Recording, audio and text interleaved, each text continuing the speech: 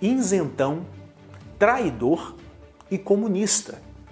Alguns exemplos são Nando Moura, Diego Rox, Danilo Gentili e podem me colocar nessa lista aí também. Atenção, esse vídeo pode provocar incômodos e verdadeiros chiliques em pessoas que possuem políticos de estimação.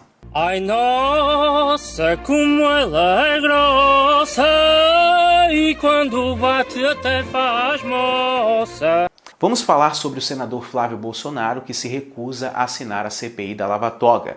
E isso gerou uma grande revolta nos youtubers Diego Rox, Nando Moura, Marcelo Brigadeiro e em mim também. Ai, nossa, como ela é grossa, e quando bate até faz moça. E a questão aqui não é nenhum erro do governo, mas sim do filho do presidente, que parece usar essa influência de maneira... Ai, nossa, como ela é grossa. Então, deixo aqui evidenciado mais uma vez meu apoio total ao presidente, que até o momento não me deu razões para desconfiar dele, e espero que continue assim. Ai, que merda! Chama a polícia! Continuo a minha dissertação separando bem Jair Bolsonaro do seu filho Flávio, que não tem honrado o sobrenome do pai, se negando a assinar a CPI da Lava Toga. E a pergunta é, por quê? Agora, eu tenho a clara percepção que uma CPI com essa pauta, além de ser uma coisa questionável, você começar a entrar no mérito das decisões de cada ministro, é uma coisa que se discute, eu não tenho a menor dúvida que isso toca fogo no país. Todo mundo sabe como começa e ninguém sabe como termina uma CPI. E mais, você vai colocar um poder legislativo em confronto com o poder judiciário.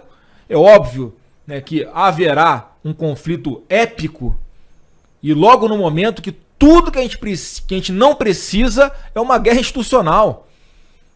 Precisa gerar emprego, recuperar a economia, aprovar a reforma da Previdência, reforma tributária. Qual o compromisso que uma CPI... Depositamos um voto de confiança naquela cara de bom moço. E até eu mesmo pedi votos para ele aqui no meu canal nas eleições, acreditando que o mesmo agiria como seu pai. No entanto, me enganei. O que me impressiona são os argumentos apresentados contra a Lava Toga. Vai ser uma pancadaria, um quebra-pau. Qual a necessidade disso agora, nesse momento? Nenhuma. Tem tanta coisa para aprovar, tanto problema para desfazer. Mas algum freio o STF, não o STF como uma instituição, mas alguns ministros que extrapolam o poder judiciário, ele precisa existir. Então, no caso, claro, precisa. Por isso a Constituição fala que o Senado faz esse controle. Agora, eu sou a favor, agora, não acho que é o caso. E mais, tem que ser um caso gravíssimo, Alan. Porque senão você banaliza o negócio. Em todos os anos de república nunca teve ninguém do Supremo destituído. Por que razão? Você já viu algum governo querer uma CPI que vá contra o outro poder no início de governo? É loucura. Esse é o meu ponto de vista. Eu sei que muitos vão interpretar errado, vão levar para esse lado ruim aí que eu tô devendo, que eu tenho rabo preso, que é mentira. Não tenho, não devo favor para ninguém. Não tenho rabo preso com ninguém, nunca tive, nunca vou ter. O que eu tô fazendo é me defender como cidadão. Querer, que as coisas aconteçam comigo dentro da lei.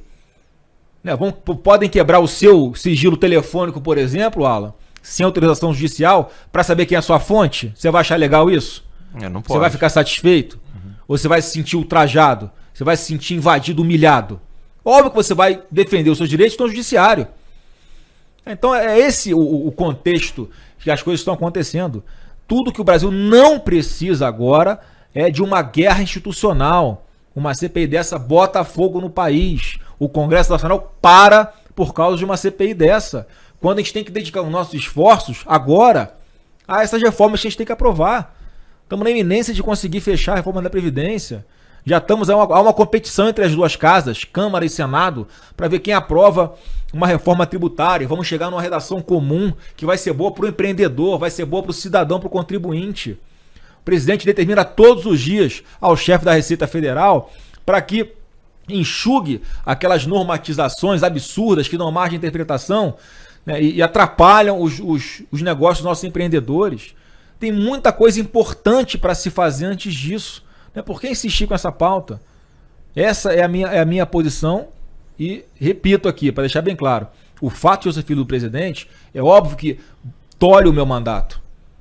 Me bota um teto ali que eu não posso ultrapassar, porque é interpretado por algumas pessoas como se fosse o presidente incentivando uma coisa. Foi essa a minha postura, por exemplo, lá atrás, todo mundo vai se lembrar, na eleição do presidente do Senado, que o voto é secreto, vários parlamentares começaram a abrir os seus votos, e eu não abri o meu voto exatamente por isso. A gente está falando da eleição do presidente de um outro poder. Eu sou filho do presidente de um outro poder. Será que você acha que isso poderia ser utilizado como, assim como nós queremos? Poderia. Assim como as pessoas querem algum tipo de freio do poder judiciário, você acha que essas ações, uma vez sendo encabeçadas por você, seriam utilizadas contra o seu pai, até por um pedido de impeachment? Não tem a menor dúvida. Dizendo que ele estaria usurpando... Claro que tem consequências no campo político. Então as pessoas têm que ter a maturidade de compreender esse momento, esse cenário como um todo. Não sou a favor de passar a mão na cabeça de ninguém, não. Se for um troço concreto, absurdo, eu assino também. Eu assino também.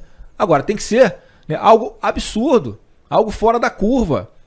E o que foi apresentado até agora, além de inicialmente um pedido de CPI sem um objeto bem definido, outros genéricos, esse que está tratando a decisão de mérito, quer dizer, é a interpretação.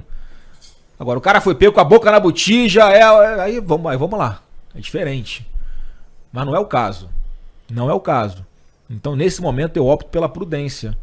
Eu opto pela estabilidade política e pela paz, pela tranquilidade para que o governo possa trabalhar. Lava-toga ou sem lava-toga, o STF sempre dará um jeito de ferrar com tudo que esse governo tenta fazer, principalmente o combate à corrupção. E que, se preciso for, tem que começar até mesmo pelos filhos do presidente. A vida é assim mesmo, é porradaria. Isso daí é a prova de que você está se destacando. Todos que chegam ao lado do presidente tomam essa porrada. Eu, você, Hélio Negão. Todo ministro, cada hora tem um numa capa. Eu lembro na Veja, Veja e Época, normalmente, né, são as revistas que mais saem aí, a cara do ministro Abraham Weintraub com o nariz de palhaço, depois o Ernesto Araújo, depois o Moro com aquele busto de cimento desmoronando.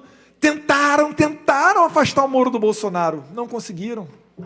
Tentaram afastar o Abraham Weintraub, tentaram afastar o Ernesto Araújo, agora miram um pouquinho também no general Heleno, e não falam de nada, não falam das ferrovias que a gente está retomando depois de décadas paradas, não falam da retomada do crescimento, não falam do KC-390, não falam de nada. Isentão, traidor e comunista. Alguns exemplos são Nando Moura, Diego Rox, Danilo Gentili, e podem me colocar nessa lista aí também.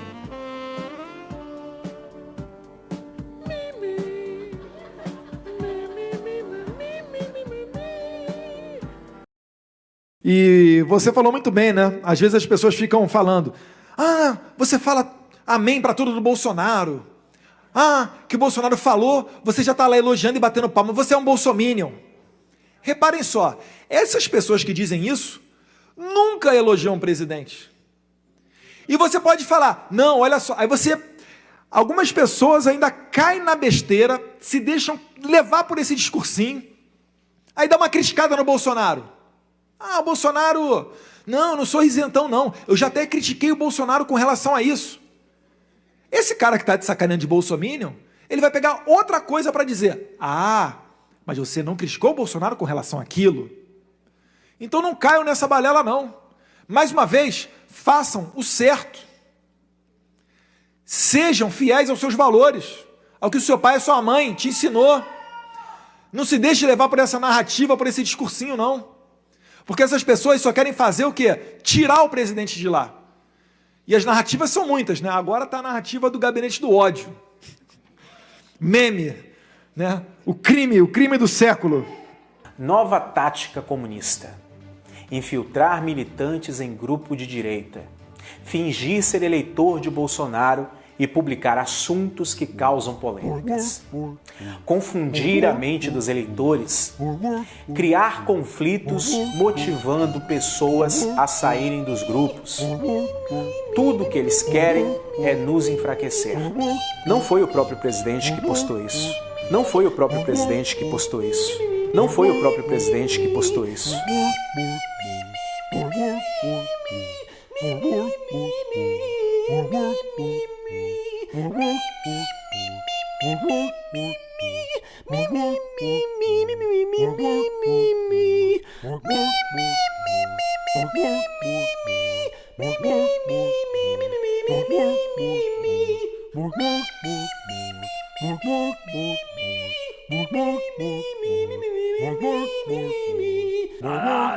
A comparação feita por Danilo Gentili é muito pertinente, pois muitos que se acham a direita verdadeira estão se comportando como uma seita e sendo guiados como gado a fazerem ataques virtuais injustos. Olha, com todo respeito a quem pensa assim, mas me perdoem, essa é uma argumentação infantil. Mas a falta de transparência do governo, a cegueira de uns e o oportunismo de outros gerou uma divisão desastrosa. Ou talvez só tenha servido para revelar quem é patriota e quem é fanático.